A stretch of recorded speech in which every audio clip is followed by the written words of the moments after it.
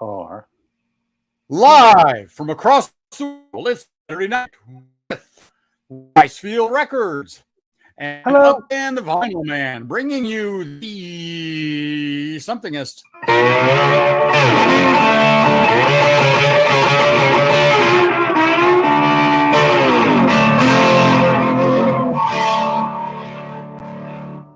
Yes, children.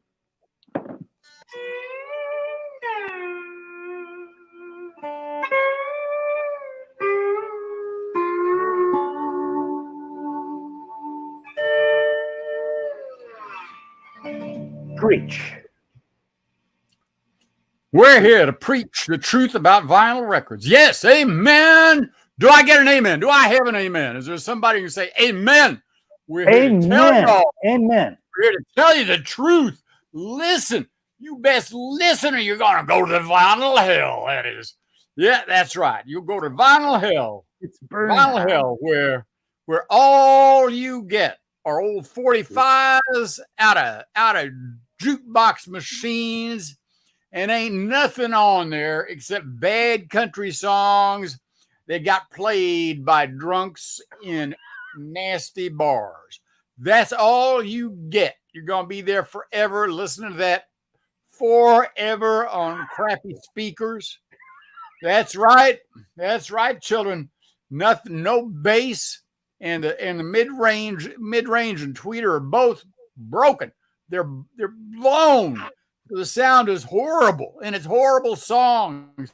You know, Muskrat Love, Night Chicago Died, Seasons in the Sun, and Alone Again Naturally. Man, you're going to have that over and over again. Yeah, that's vinyl hell. So you got to listen to us. And also remember to tithe. Send your money. That's right. Yes. I need to start a Patreon. We speak the gospel here. That's right. We speak the gospel truth. Yes. So, yes. Uncle Rice, it's yes. that time we yes. talk about it. Do we have visitors? Make yourselves known, children. If you're there, make yourselves known. Go into the chat and make yourselves known. Ask if you need a blessing. Do you need a blessing? We have a Bobby. We have Brother Bobby. Brother Bobby's spitting the gospel truth. Amen, brother. Hey, we're having our Church of the Everlasting Vinyl God. That's right. Amen, brother. Good to see you, brother. Good to see you. Good to see you guys too. So what's up?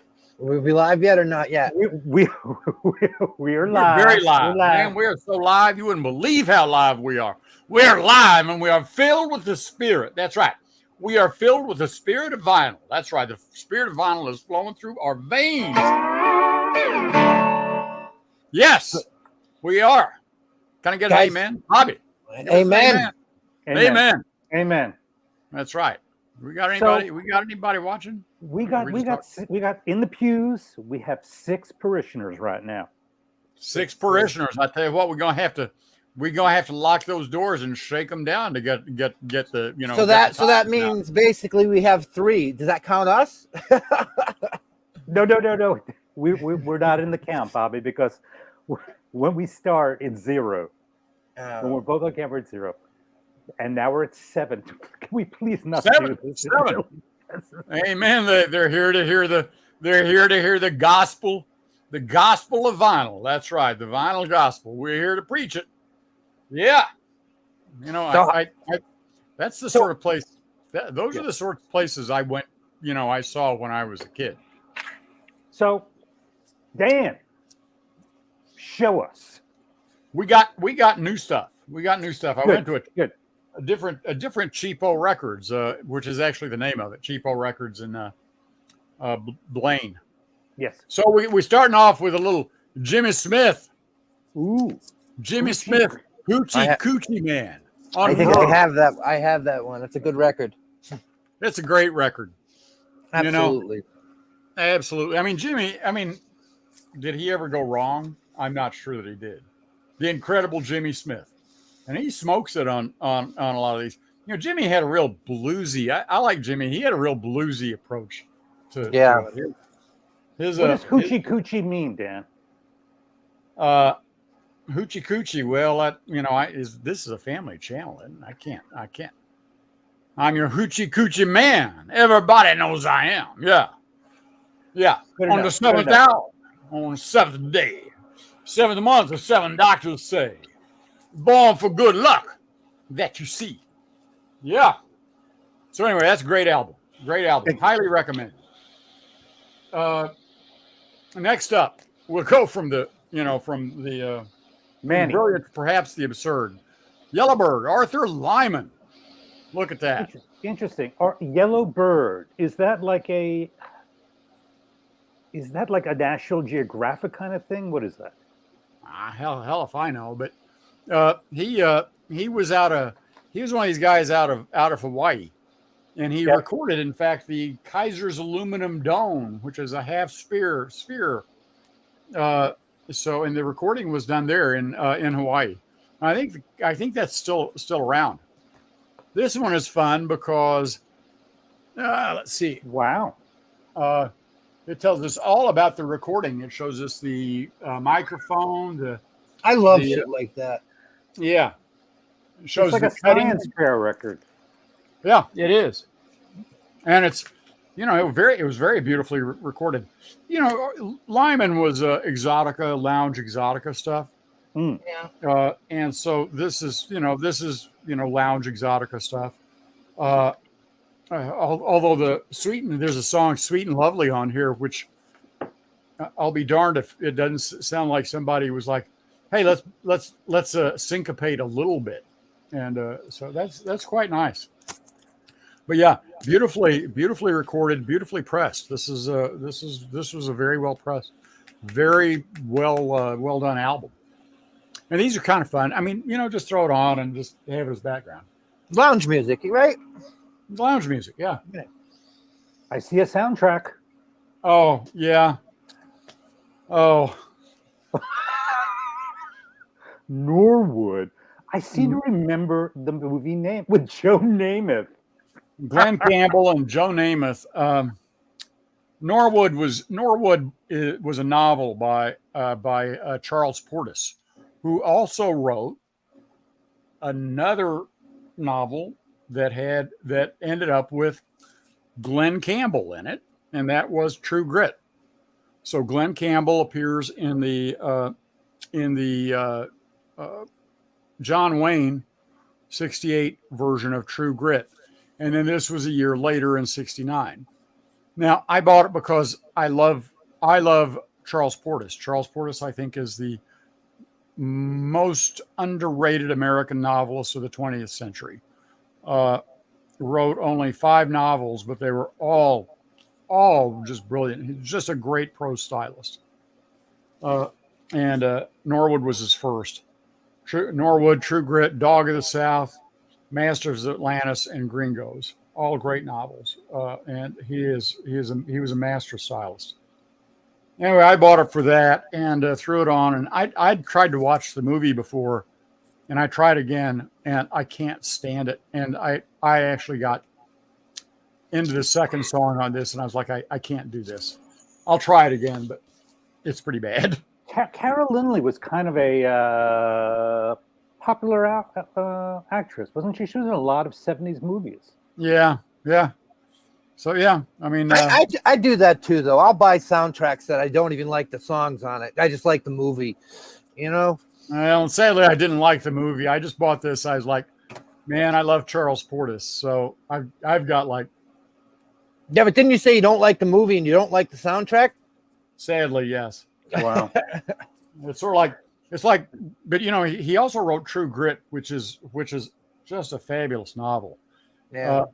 I am not alone, but almost alone in believing that the John Wayne version, the John Wayne vehicle of that was pretty sad. If you know the novel and you watch the John Wayne vehicle, you're like, oh, good Lord. The Coen Brothers film version of it, though, was great. I love that. So that's a great movie. But I love the Coen Brothers, and they were much closer to the feel of the novel. And the novel has has sorry, I'm looking out and just saw a big damn fish jump out there. Ooh. Anyway, the novel, the prose style in the novel is just amazing, and the Coen brothers get closer to that than the I can't even remember who directed the John Wayne one. Okay, next up was a total flyer, one I didn't know anything about, and I bought it just on the strength of. I thought it said the pressed meat. It does. No, it said, oh my God. Pressed meat and the small goods. Oh my goodness. Oh my goodness. So this is from I believe the late 90s. I got to look back at it. It is exactly what I thought it was, which is sort of a jump blues lounge. They were sort of doing lounge stuff, but a great version of "Run a Fool," which is a song by Aretha Franklin by Nick Case, and their vocalist here does a great job on it. So this was fun. I was like, okay, this was well worth it. And I bought it, and the sleeve was the jacket was the seams were split all along the top and bottom. The guy said, "Do you know that?" And I was like, "Yeah, I know." It was, it's like it was. So anyway, but yeah, this is fun. That was great. Hey, Dan, just for S&Gs, where did you go to law school? University of Oregon. Oh, okay. So, yeah. No, because I always wondered and stuff. So when you did that, you did you take the bar in Oregon? No, I took the bar in Washington. I'd gotten a job offer in Washington, and so I took the Washington bar. So I never ended up taking the Oregon bar. I can go, and I think it's still the case that I can go and sit a couple of days, and at a CLE and get my Oregon bar license, but I've just never felt the need. Yeah, I mean, you can apply for certain stuff, like if you need to practice out of state or something like that. You can put in for pro hoc vice, and I've done some cases. I've done some cases out of Oregon, and I appeared pro hoc vice for that. So for this one, well, my last one, Before you get the next record, let me just say welcome to Groovy Lisa. Yeah, Zed, the pickup artist, Jesse Spins, and Dave, the pickup artist, and Manny. These are all major vinyl community channels, Bobby. I'm not shitting you. So no, this is good. You have not been around, and I'll tell you, shit's been happening. We got people coming. So there's got to be a morning after. Your next record, please. I love you, man. Okay, what's wrong, guy? That's not Dan. Okay, you're on. I put a bid in. I put a bid in on Bobby, but I got outbid, so I didn't collect Bobby. Davey, the killer, Jerry Lee. Yeah, he's great. Yeah, I mean, and this is just, oh man, this is just honky tonk through and through. Honky tonk through and through. This is the real stuff. And by the way, if you want to know what my Uncle Cecil looked like, that's what my Uncle Cecil looked like. So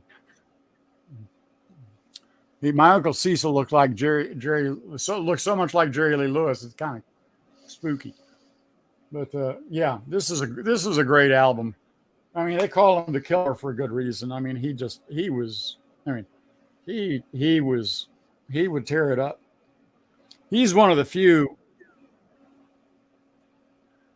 he's one of the few with the funk, I mean, he could sit in with, Ray Charles, and man, that takes somebody, but then you can see there's stuff on YouTube videos with him with Ray Charles, and he holds his own, and that's something to do that.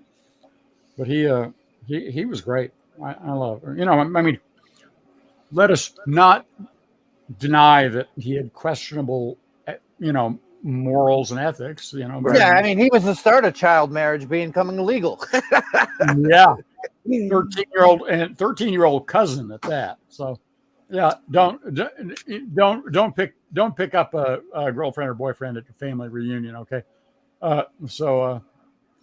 Yeah, but great musician. So Yeah.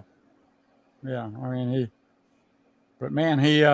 he threw it all away for a very questionable love, right? So But that's kind of what made him. His whole style, his everything, the way he played the piano, his music. I mean, the dude was nuts, and that's kind of just what, made it. Made him what he was. Are we You're freezing on. now? You're on. Who's freezing? Danny freezing? I don't know.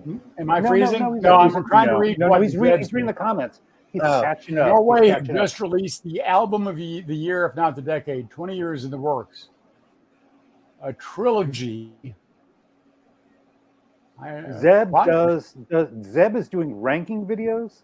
Zeb is he's in Norway and he collects the Residents. He's a big Todd Rundgren fan. He's a big prog fan. And, Todd Rundgren is awesome. Like I was telling you the other day, I sent you a text. The more I listen to him, I mean, he's good. I mean, yeah, he's bubblegum a little bit, but there's some stuff where he goes off and gets a little wacky too. I mean, I don't like Space Force. I listened to Space Force through and through. Have you listened to that, the new one? No, I have not. I have not. Yeah, yeah. But you like Space Force? No. Yeah. Yeah, I mean, he's got a lot of dogs. Yeah, he does have a lot of them. I mean, I listened to Healing, Something, Anything, Wizard. A few of his live albums are pretty good. The guy's freaking talented, and even the people he helps out and produces are great. So, would you like? By the way, to I like to sit back, and I can't read the comments this way. So. Yeah, this is going to be quick because I haven't been doing no problem. A lot of record shopping recently. We know. But cool. What do you got? That is. Hold on. I don't even. The light's bad in here because it's freaking 100. Massage by Lady? No. Masago. This dude is kind of weird. He's kind of. Do you know what neo soul is? Neo soul has a new soul. Well, yeah, kind of. But anyways, it's this cool red and gold vinyl or whatever. Yep. This guy has saxophones in his music. He's got guitars. He's got like the Fender Rhodes piano. He's got a track all this called Tada, featuring this other dude called FKJ. It's incredible. That's the track off this freaking record. It's phenomenal. You guys really should check this out. Okay. But check out the track Tadao featuring FKJ. That freaking track is unbelievable. What year is it? I don't know. I mean, this came out in 2018. Okay. So I need to know. Yeah, but it's phenomenal. It's different, but it's good. You'll like the track. Okay. This is a classic album. These OGCs are really popular. Wow, I've never seen that. Oh yeah. You can pick them up for $20, and some of them are analog source. Some of them aren't. If you get the ones with the George Horn freaking Fantasy Studios and the Dead Wax, those are the ones that are analog source. But this one, I just love this this record because it's got some good ballads on it and it's got some good bop on it too. So it's just, for the price, I love a lot of these OJCs. Yeah, and that's the only two records I got this week. Excellent. Well, I managed to get out of the house. My wife let me get out of the house this week. I never show her, never joins me here. Shit. And what I picked up, I went out and I went to Hard Off and I picked up my first Alan Toussaint record because I'd always been curious about him. And I'm hoping you're going to chime in, Bobby. I love him. Everything he freaking does. Him. Oh, he's great. Everything the freaking guy does turns to gold. I mean, do you like a lot of the New Orleans sounds and a lot of like funk? Yeah, I like Dr. John. I like, but I'll tell you something. It's kind of a disco record. He does everything. See, that's the thing about New Orleans music. There's everything. When you try to classify it, you can't. It's got everything in it. Oh shit, my kid's in the chat. That's the Really? Yes. Oh, that's what I thought it was. Yeah. Welcome, darling. So, when I was at Hard Off this week, I made a little short video, and I want to get your impression if this is a good approach. Do this real quick, okay? Yeah. So, I'm using Google Translate and going after and photographing vintage, expensive gear. Oh, Jesus. And using Google Translate to show you what the prices are and some detail of the gear. Here's a Mark Levinson. It's real short. What do you think? You think that would be interesting to do? Oh my God, yeah, absolutely. Because this is the shit that I love. Yeah. So do a little voiceover and take it out. Luxman tubes. Yep. So guys, we had a Bobby. You missed this, but we have a theme for this week's live stream, and it's something that I came up with, and Dan thought it would be a good idea that we do it. And it's you came up with that. You came up with that idea. You did. Okay. Yeah, it's your dumb idea, not my dumb idea. It was Dan's idea. It was Dan's idea. I just said do it because idea. I want to destroy your channel. This is a way of just nuking your channel. I've been paid to nuke your channel, and this is the way to do it. So here, yeah. Contests, yeah. I mean, there's a lot of confusing shit you have to do to get YouTube to approve of them. I mean, even if you don't, or you can just do them and not do that, but they can come to bite you in the ass if you plan on making your channel actually legitimate. If you really want to do the YouTube thing and make money, some of the things can come back to bite you in the ass. Well, we meant more like in the VC when people have content. The Vietcong has to drum up subscribers, right? And we're putting you in a tunnel, and we're gonna smoke you out and then kill you. Yep. And and sometimes they have cash prizes, sometimes they have record prizes, and I'm of the mind that it's not the best use of people's time.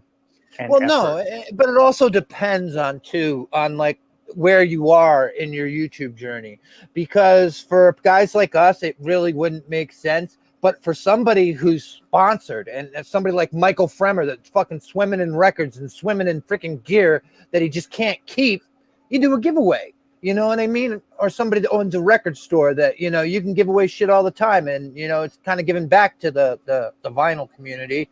It would make more sense for somebody like that. But like I said, again, there's so much shit you have to fill out for YouTube rules, and they have to has to be done correctly, or, it can come to bite you in the ass, and you can get a strike. Also add that you should check the laws of your state. Yeah. How so, Dan? There are issues about contests, and I know that I never did any of this. But we had people at my old firm, when we would have people who'd say clients would say we want to run a contest, and those attorneys would almost always bury their faces in their hands and say, "You don't want to do a contest," and it's you can do it, but it's Dad Billy wants to say hi. Who is Dad? Yeah, that's my cat. Oh,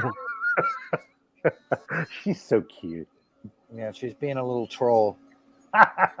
She's a cat. So that's true. I remember when I was doing a lot of PR, companies wanted to do contests, and we ended up talking a lot of them out of it because how do they get judged? How do you judge a winner? Oh, right. Right? I mean, And nobody does merit-based. I'd love to do a contest where you choose the winner by merit, but you know what would happen? I'd piss everybody off. yeah, and right. And somebody could actually freaking sue you, send you to court. And even if it is bullshit, it's going to tie up your money for freaking going to court and doing it. So, you know what I mean? I'm not bad mouthing you. Should I kick her up? We're getting there. just let me know, Dad. If you go like this, boy, we've taken care of this topic in a hurry. Yeah, I thought it would be a barn burner. Yeah, well, no. Well, once you bring the law into it, it tells you exactly why you shouldn't. If you do an actual contest where anybody can win something, then at that point, is it a game of chance? There are laws about games of chance,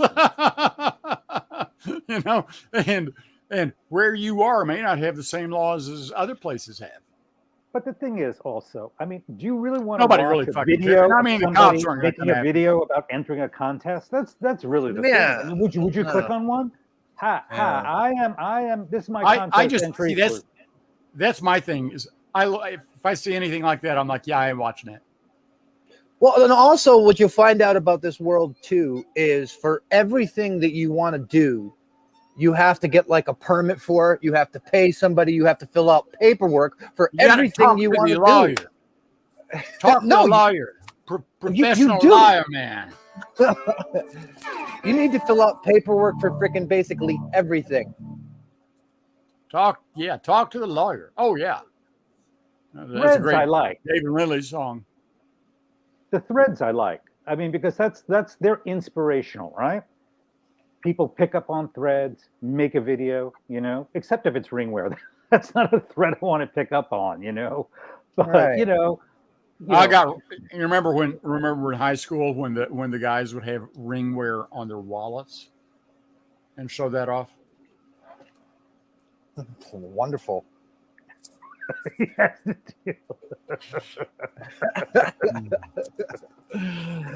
America, it's America's best dad.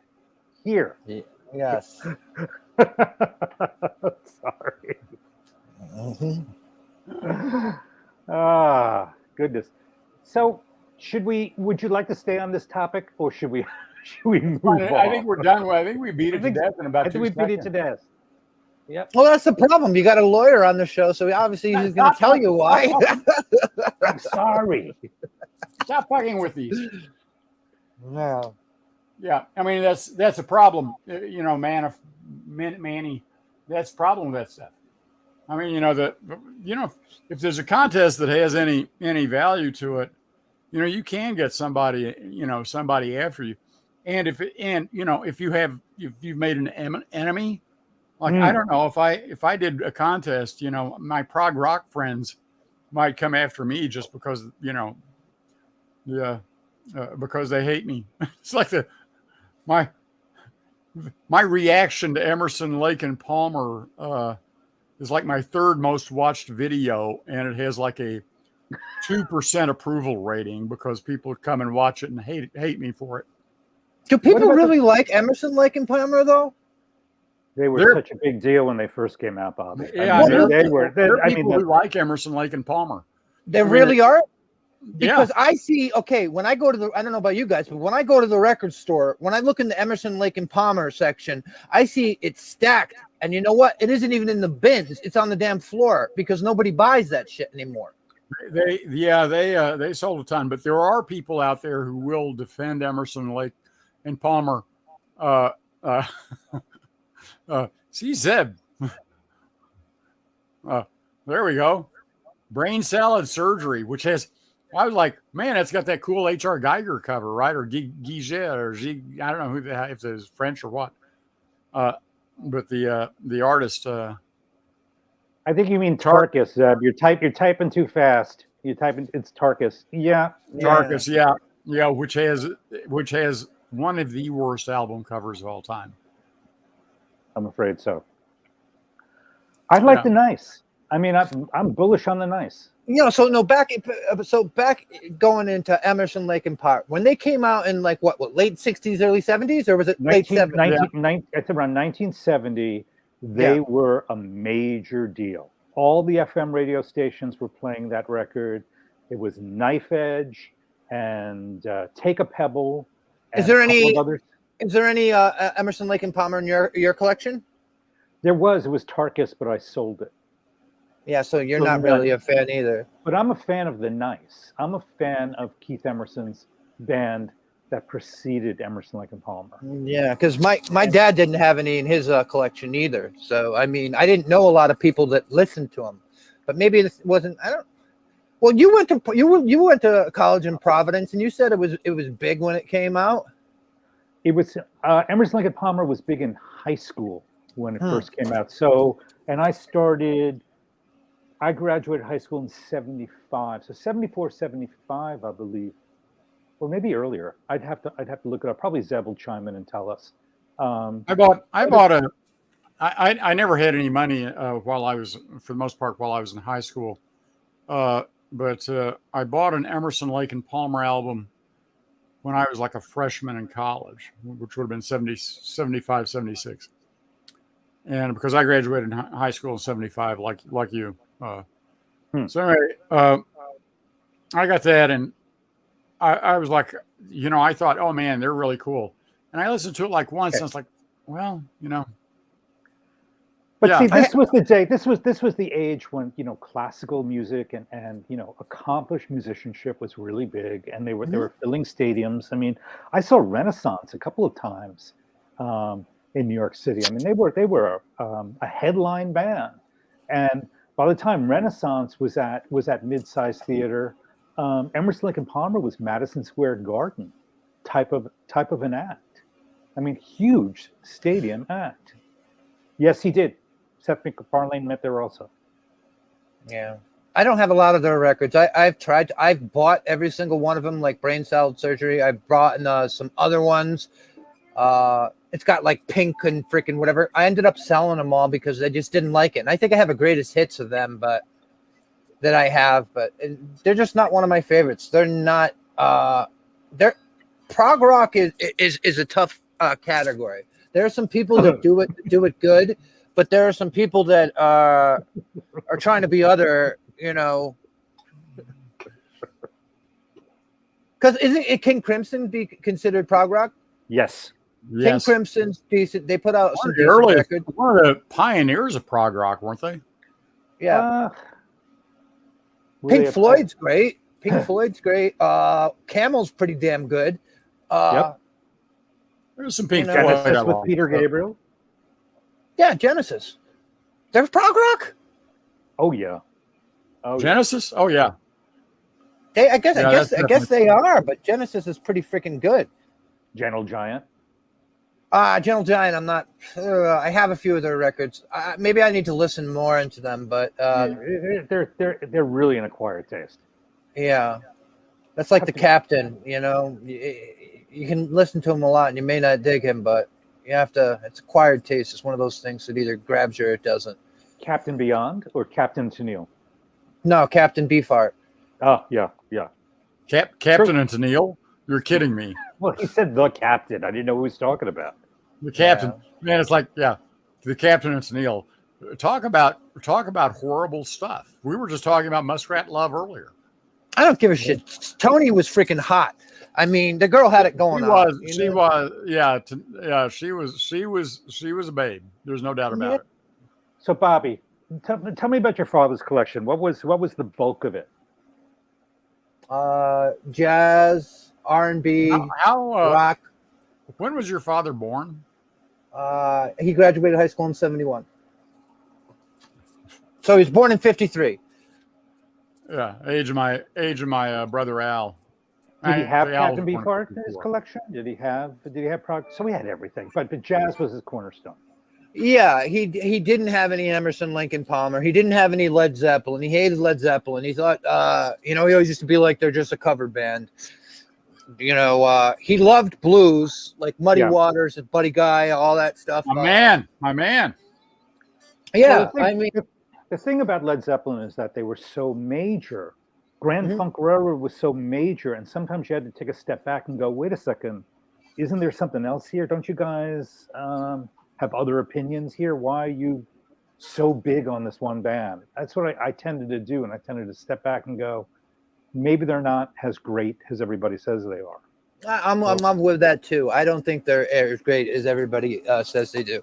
I mean, they are not the Beatles, and you know what I mean. They're just not. They're not great songwriters. You know, they're not Bob Dylan. You know what I mean? Ain't nobody Bob Dylan. Bob Dylan's fucking shit. I don't. You know, I'll even. You know, they say, oh, he's one of his generations. Fuck that. He's one of the greatest songwriters to ever live. You know what I mean? It doesn't matter what generation you put him in. Okay, here's my take. American songwriters, at least, Bob Dylan. After that, can I just say something, honey? It's very tough to get a good screen grab of him. I don't know why. It's the lighting. So yeah, your daughter could email me a good photo of you, and I'll use it. No, don't. I ain't letting that happen. Then you're gonna start getting freaking, you know. True. I'm sorry. He'll send you stupid pictures of me and have you. Oh man, no. No, we gotta. I tell you, man. Hey, you know, Michael, if we get a good photo of Bobby on there, then all the Bobby groupies are gonna show up. We'll just be swamped. There'll be all these young women who just all they want to do is ask questions of Bobby and send them their phone numbers and try to digital panties and that sort of thing. It's just going to be. Yeah, I'm the freaking Rizzler, right, Phoebe? That's what the kids say now. Do you know that? Like, instead of saying like before, like in our day when they send somebody, oh, he's he's a pimp, he's a ladies' man, he's a Mac, he's a whatever. Now they're called like fuck boys or Rizzler. He's a Rizzler. He's W Riz. Rizzler, like in rolling papers. Riz. That means like you're a ladies' man, a W Riz. I'm a Rizzler. That's what kids say, So like they say, see, yeah, she's telling me. That's yep. You got me. I never adopt slang until it's like 20 years out of date. No, absolutely. No, you're a lawyer. You're a lawyer, so you defend a bunch of freaking people that are young and have to go through all stuff. So you hear like somehow you don't? Not me. No. What kind of case? Are you a corporate lawyer? What are you? Well, I do small commercial stuff now. I used to be a corporate lawyer. I worked for big corporations. I used to say my job was keeping America safe for Fortune 500 companies. But you didn't start out like that. You probably had to start off at some. You did? Yes. You got to start somewhere. I started at a big law firm.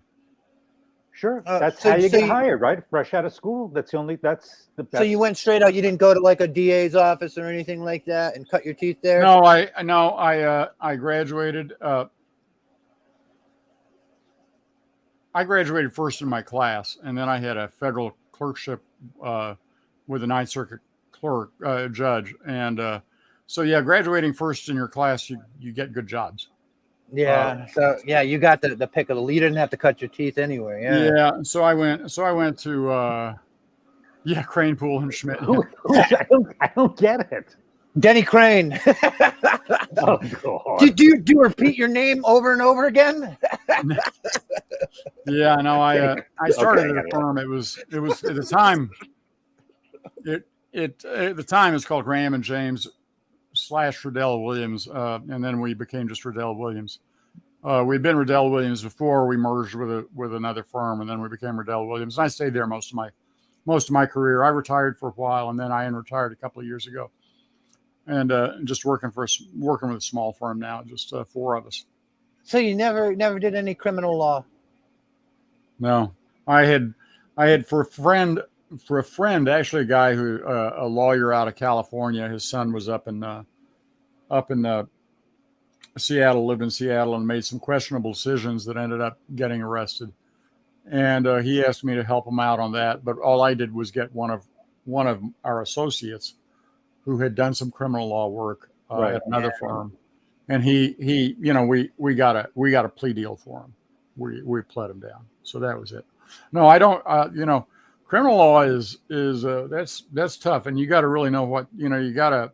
It's man, you're dealing with people's lives and liberties, and So you were just basically a freaking wheel and dealer.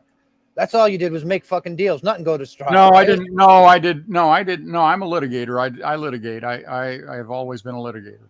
I didn't do wheeling. I've done some negotiation. I've negotiated with companies like Boeing and Delta, and Airbus and stuff like that. So I've done that sort of thing, but just a little bit because I got where I was really good about reading some, reading and litigating some terms in contracts, and so I ended up getting brought in on some stuff like that. But most of my stuff was litigation. For what it's worth, I spent a lot of my time. I spent a long time doing lawsuits involving injured mariners. That is people who work on vessels. Yeah. And not mermaids. Not mermaids. No mermaids, no mermen. But no, they're what called about Ethel Merman. Would you represent Ethel Merman? Yes, there's an Ethel Merman. Yeah. There's a Jones Act. They're called seamen. And SEAMEN. There is an A in there. I remember on Curb Your Enthusiasm when Larry accused that guy of getting semen on the bed. What was his name? Yeah. And then I did a lot of representing companies in product liability cases, and a lot of things that blew up and or burned up. If you ever want to see one I worked on, if you look up Toronto propane explosion, shockwave, you can see one I worked on. It was in Canada. So, what was the result of it? We got out without paying anything. Can I tell you what Dan's really good at? And he's really good at interviewing expert witnesses. He's really good at taking, like when they put somebody on the stand that says, I am an expert in lithium batteries, catching fire. Dan will find out if that guy is telling I did a lot with expert witnesses. I used to do a lot. So your cross game is strong.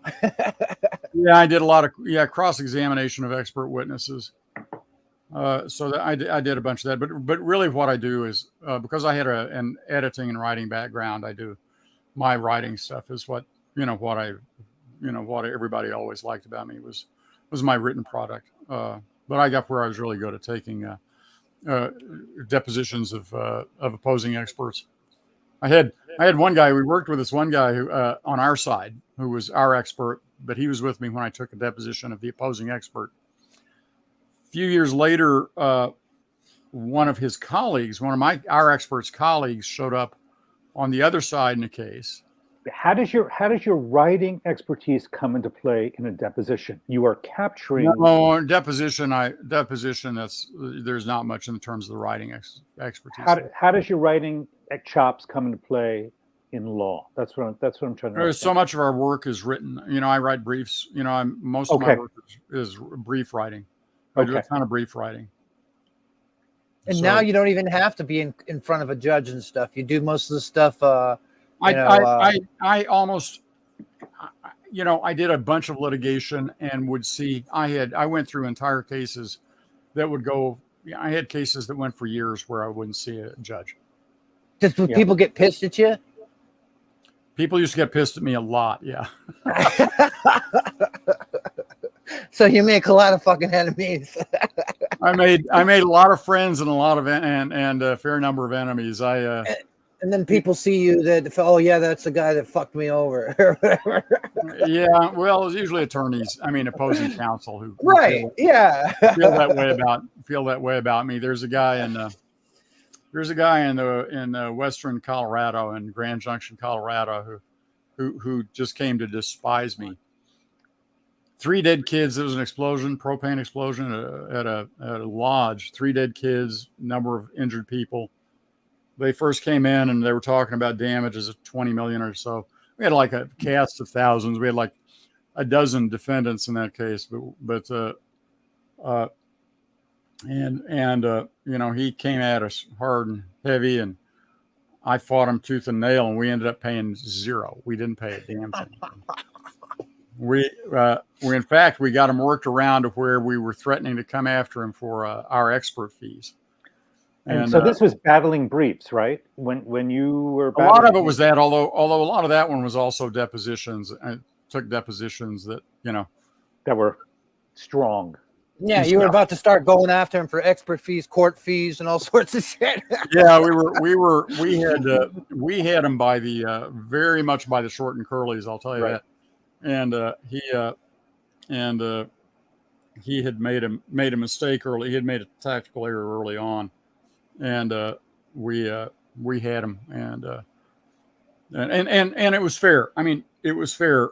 And I'll say this: I was doing defense work on these. I never, if we had a problem with one of our products, we settled it. We settled it right. We settled it soon. Yeah, it is a brief. They're called briefs, even though they can be very long. I've written appellate briefs that were. Yes, yeah, it's a great record. Yeah, I've written appellate briefs that were quite long. I've written 50-page briefs. But it's called a brief because, despite the fact that it is long, you're reviewing the brief reviews the record that is the factual record in the case, and the relevant factual record, and also the relevant legal authorities.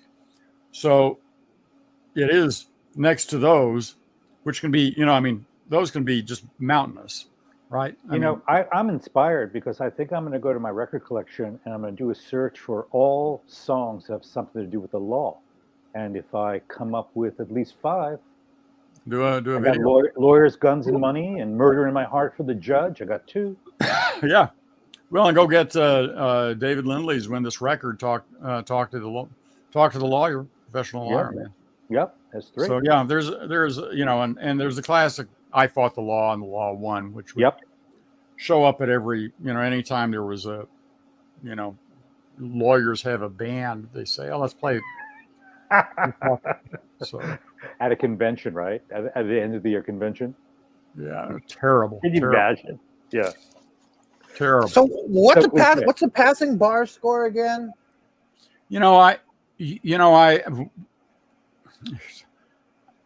In Washington State, they told us whether we passed or didn't pass, and that was it.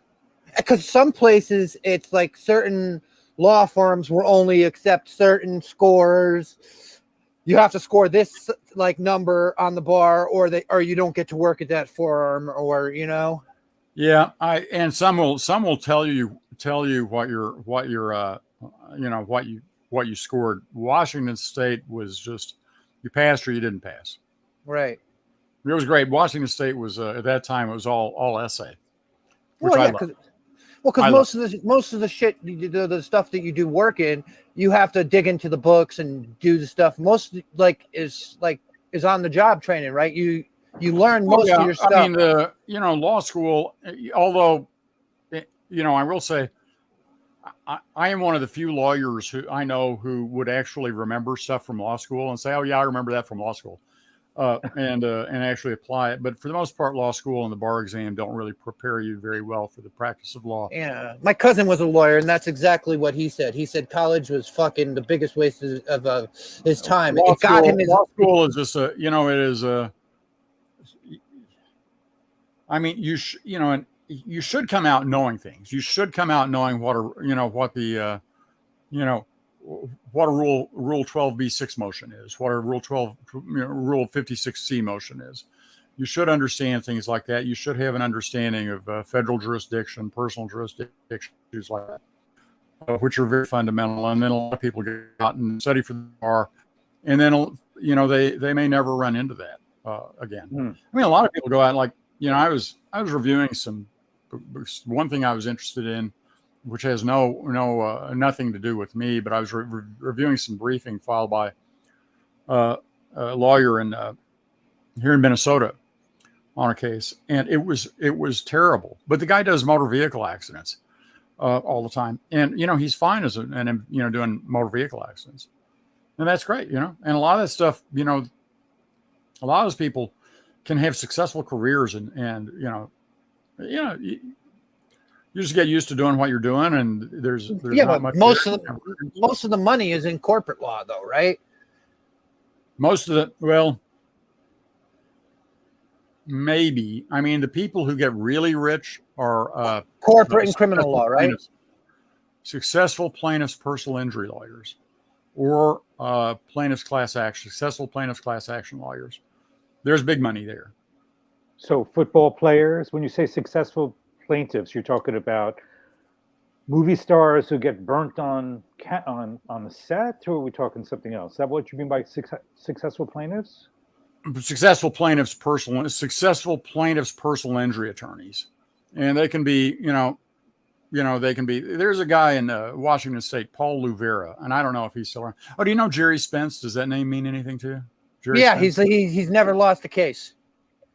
He's the only lawyer. He's like one of the best lawyers in the world. You look up like the best. Bull.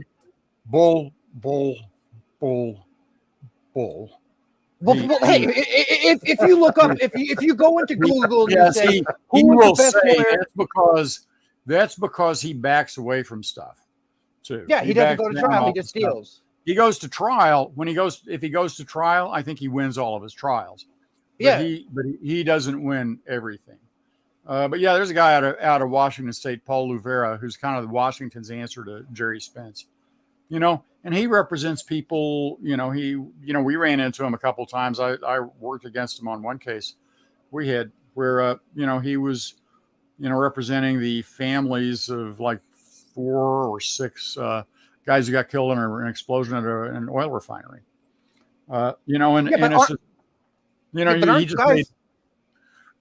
He settled that. I forget what he settled it for, but he made like $20,000. Yeah, but aren't guys like that? They're basically like numbers guys. They get a bunch of people and they just fucking throw shit, make sure it sticks. They get a bunch of guys, and if they get something, they get something. But a lot of times they don't. Right? Yeah, I mean, a lot of those guys, the plaintiffs' personal injury attorneys, they start out and they'll have a lot of really shitty cases. Right. And yeah. Shut up, PB. Jesus. Yeah. Sorry, it's so cute. And if Dan's daughter was doing it, yeah, he was. If he was, I'd show it too. Yeah. Those guys, the plaintiff's personal injury attorneys can make a ton of money. Obviously. They can make it faster than they can make it faster than the corporate attorneys do. But then there are corporate attorneys people like Wachtell, the Wachtell law firm. Those guys they're making big bucks. And then some of the corporate attorneys will take, they'll take there are ethical questions about this. They'll take a piece of the action for, on certain work that they do for clients. Have you ever been to Las Vegas? I was through one time. I've never. Yeah, well, just you drive through. There's about a fucking million billboards with fucking the attorneys and their faces, and it's ridiculous. Oh, they're all either Dewey, Cheatham, and Howe. They're all driving under the influence or accidents. Accidents, especially. Yeah, those are the people who advertise. The people on Dewey lawyers and accidents and immigration injured in an accident. Habla español. Then there's guys like freaking David Chesnoff who doesn't have to fucking advertise. That guy gets all the freaking Hollywood clients. If ever somebody, that Raiders guy that freaking was going 15 miles an hour and he crashed into a girl. He was drunk. The girl died and burned alive in her car. Ugh. No. Yeah, David Chesnoff is fucking, representing him. He also represented, I think, all the sports guys go to him, and all the Hollywood guys go to him. Yeah. Well, in cases like that too. He's doing defense work. Those people are rich. They want somebody like him, and they have to pay a bunch. I have no idea what his hourly rate is. It's up there. It's got to be. It's really common to see now out of like New York partners billing at $1,500 an hour, or $2,000 an hour. that sort of thing. But you know, I mean, somebody like Chestnut might be billing at 2,500 or more. I mean, what you have to do, of course, to get rich as a lawyer, you have to leverage. You can't get rich, you know, off your own time. You have to leverage. You have to get associates. And I was always terrible at that. Because I'm a little bit of a control freak. I always had trouble working with associates because I just can't let go of stuff. Yeah, So you want to do it yourself. A client thinks if he's paying $1,000 an hour to a lawyer, they are on certain calls, right, or in certain instances. But then the rest of the time when they're paying that $1,000, they're getting probably a dozen, you know, 4 or 5 lawyers. No, you have to under the ethical rules, you pay, you know, it's each person who is billing, you have to provide a bill that sets out each person's time and how much time they spent on it, how many, you know, and their billing rate and what they did. Okay. I can't go in and say, okay, I'm going to bill, you know, we're billing at $1,000 an hour, but, you know, Jack, you know, Jane, you handle this, and they're first years and they're billing at my hourly rate. No. Yeah, you can't. But you can discount. That's unethical. You can discount it across the board if there's a dispute, if you want to make the client happy, right? You write stuff off. All lawyers write stuff. Pretty much any lawyer who bills by the hour writes stuff off. Okay. Or just doesn't bill. I mean, I'm real bad about that. I just, you know, I leave a lot of money on the table because I don't bill for anything like all my time. All right, guys, I got to get off my. All right, kids driving me. We're talking about the law instead of music. Good seeing you. Okay. We're gonna roll next week. Yes, we are. Yeah. All right, guys. Bobby, see you next it's your week. turn to come up with an idea. Okay. Come up with a topic, or we could ask people in the chat what would be a good topic for us. Let's talk about law and records tomorrow or something. Well, we could. It's not a bad topic. So. Yeah, I'm going to have to go back when I post this live stream and I go back. It's a lot of it's going to be about law. We never did that before. Yeah, well, we could, yeah. I mean, I'm happy to talk about the practice. I don't know all, you know, I can't speak knowledgeably about all areas of practice. But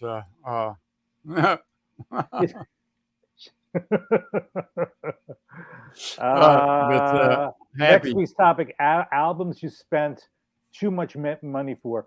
You know, I'm actually going to be going to Tokyo record stores and photographing the most expensive records I can find. What do you got there? You want to talk about? Yeah, $6.30. I spent too much for that. You know what's sad is that Glenn Campbell was a fine vocalist and was a superb. You know, Glenn Campbell was an astonishing guitarist. Now, I would argue that Glenn Campbell was better than Jimi Hendrix. Well, I don't think you're gonna garner too many supporters for that one. But Roy Clark was better than either of them. Mm-hmm. But you know, I prefer. Yeah, Glenn Campbell was a monster on guitar. He was part of the Wrecking Crew. He was on a ton of records before he broke out with Gentle on My Mind. You know, before we wrap up, I just want to acknowledge some of the people that were here today. I always like to do that. Davey Strange Name and Manny and Dave the Pickup Artist and Zeb. I agree that Hendrix to Glenn Campbell, kind of apples and oranges. I don't know that Glenn could have played Hendrix, and I prefer Hendrix to Glenn Campbell, by a lot. But I mean, you could probably say that Eric Clapton's a better guitarist than Hound Dog Taylor, and I was like, yeah, but I'm much, for me, Hound Dog Taylor is like, man, one of my heroes, right? So. We had Groovy Lisa, we had Dusty Spins, and we had Zeb. And this was really a diverse group of people, a lot of interesting channels, and I'm flattered. Yeah, but did anybody make any suggestions about a topic for us to discuss? I mean, I'd love to. Just the one of spending too much money on records. I'm afraid. Okay. Yeah. Yeah. Maybe best and worst bargains. That would be a good one. Because I've got some records for 50 cents that are just spectacular. So, yeah. Okay. So, there we go. Well, yeah.